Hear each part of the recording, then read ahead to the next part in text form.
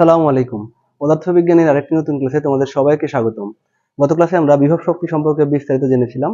আজকের ক্লাসে গতিশক্তি কি এবং এটা কিভাবে কাজ করে সে ব্যাপারে জানার চেষ্টা করব। চলো দেখা যাক গতিশক্তির সংজ্ঞা কি বলা আছে। এখানে বলা হচ্ছে কোনো বস্তু তার গতির জন্য কাজ করার যে সামর্থ্য অর্জন করে তাকে গতিশক্তি বলা হয়। অর্থাৎ কোনো বস্তু যখন স্থিতিশীল অবস্থা থেকে গতি প্রাপ্ত হয়, এই গতি অর্জন করার ফলে তার মধ্যে যে সামর্থ্যটা জমা হয় তাকে বলা হয় গতিশক্তি। সেদিন ক্লাসে আমরা দেখেছিলাম যে একটা বস্তুকে একটা নির্দিষ্ট উচ্চতায় উঠালে সেটাকে ছেড়ে দেওয়ার পর কিন্তু সেই বস্তুটা মুক্ত হয়ে নিচের দিকে পড়ে, কারণ এর মধ্যে এক ধরনের বিভব শক্তি জমা হয়। এই যে বিভব শক্তি জমা হওয়ার ফলে বস্তুটা নিচের দিকে পড়ছে, নিচের দিকে পড়তে শুরু করার সঙ্গে সঙ্গে কিন্তু তার মধ্যে একটা গতি সঞ্চার হচ্ছে এবং এই গতির ফলে কিন্তু সে একটা শক্তি অর্জন করে। অর্থাৎ এই বস্তুটা যখন একদম সর্বোচ্চ উচ্চতায় ছিল তখন তার মধ্যে শুধুমাত্র বিভব শক্তি ছিল, কারণ সর্বোচ্চ উচ্চতায় যে কোনো বস্তুর গতি কিন্তু শূন্য হয়, বেগ শূন্য হয়। তাহলে এখান থেকে গতিপ্রাপ্ত হওয়ার পর যেহেতু তার মধ্যে গতির সঞ্চার হচ্ছে, এর ফলে এর মধ্যে গতি শক্তিও জমা হচ্ছে।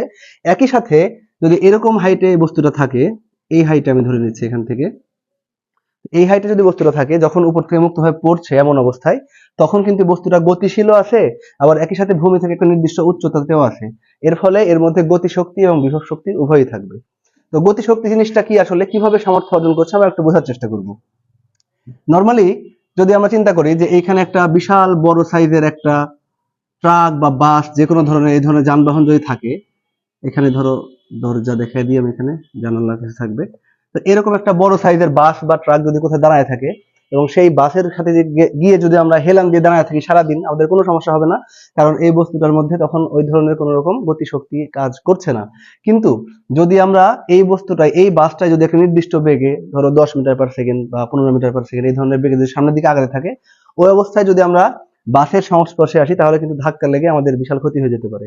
তো এই যে ক্ষতিটা হচ্ছে, এখানে একটা কাজ সাধিত হচ্ছে অবশ্যই। তাহলে এই যে কাজটা করতে সেটা কিভাবে করলো প্রকৃতপক্ষে, আসলে এই বস্তুটা যে গতিশীল অবস্থা প্রাপ্ত হয়েছে, এই গতির ফলে এর মধ্যে এক ধরনের সামর্থ্য জমা হয়েছে, যার ফলে মূলত এই বস্তুটা এই কাজটা করতে পারছে। এই জিনিসটা উদাহরণ আমরা ক্রিকেট মাঠেও দিতে পারি।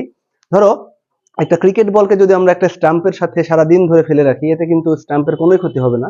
কিন্তু একজন গতিশীল ফাস্ট বোলার, ধরো শোয়েব আক্তার, যে সর্বকালের সর্বোচ্চ গতিশীল বলের অধিকারী, তো সেই শোয়েব আক্তার যদি ওই বলটা হাত দিয়ে ছোড়ার পর যদি বলটাকে স্টাম্পে লাগে, তো সেই ক্ষেত্রে কিন্তু স্টাম্পটা যেখানে লাগানো আছে, পোতা আছে, সেখান থেকে কিন্তু উপরে চলে যায়, অনেক সময় স্টাম্প ভেঙে যেতেও পারে। তাহলে ওই একই বল স্টাম্পের গোড়ায় যখন পড়ে আছে তখন কিছুই হচ্ছে না, কিন্তু যখন বলটা ছোড়া হচ্ছে, একটা সজোরে ছোড়া হচ্ছে বলটাকে, তখন কিভাবে স্টাম্প উপরে যাচ্ছে, এর কারণটাই হচ্ছে মূলত ওই বলটা তখন গতি শক্তি প্রাপ্ত হয়েছে। গতি শক্তি আছে বলে মূলত ওই স্টাম্পটাকে ওইখান থেকে উপরে পিছনের দিকে ছুড়ে ফেলে দিতে পারছে। তাহলে গতি শক্তি মূলত কি? গতি শক্তি হচ্ছে কোনো বস্তুকে যদি আমরা গতি প্রাপ্ত করাই, মানে বল প্রয়োগের মাধ্যমে হতে পারে বা মুক্তভাবে পড়ন্ত বস্তুর ক্ষেত্রে ওখানে একটা বল কাজ করে যদিও, সেই ক্ষেত্রে কিন্তু একই ঘটনা, যে স্থির যখন ছিল তখন কিন্তু ওই বস্তুটার মধ্যে কোনো সামর্থ্য নাই, যখনই গতিশীল হচ্ছে তখনই কিন্তু ওই বস্তুটা অন্য একটা বস্তুকে প্রভাবিত করতে পারছে বা তার ক্ষতি সাধন করতে পারছে অনেক ক্ষেত্রে আর কি। তাহলে এই যে বস্তুটা একটা বস্তুর উপর প্রভাব বিস্তার করতে পারছে, এই জিনিসটা মূলত কাজ করে হচ্ছে গতি শক্তির মাধ্যমে। গতি শক্তি নামক শক্তির কারণেই মূলত একটা বস্তু সামর্থ্য অর্জন করতে পারে। তাহলে এটা খুবই সিম্পল একটা বিষয়। এখন এই গতি শক্তি জিনিসটাকে আমরা প্রকাশ করি হচ্ছে সাধারণত ই কে দ্বারা। গতি শক্তি ইংরেজি হচ্ছে কাইনেটিক এনার্জি, এবং এই কাইনেটিক এনার্জি থেকে মূলত ই কেটা আসছে, কে দিয়ে কাইনেটিক বোঝাচ্ছে এবং ই হচ্ছে এনার্জি।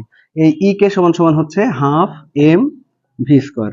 তো এই ই কে সমান সমান হাফ এম ভি স্কোয়ার জিনিসটা কিভাবে আসছে সেটা আমরা পরবর্তী কোনো একটা ক্লাসে প্রমাণ করে দেখাবো।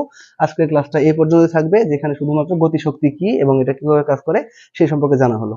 আশা করি বুঝতে পারছো তোমরা গতিশক্তি কি। এর পরবর্তী ক্লাসে আমরা এই গতিশক্তি এবং এর আগের ক্লাসে যে বিভব শক্তি দেখানো হয়েছিল সেই দুটো সমীকরণ কিভাবে এসেছিল সেটা প্রমাণ করার চেষ্টা করবো ইনশাআল্লাহ।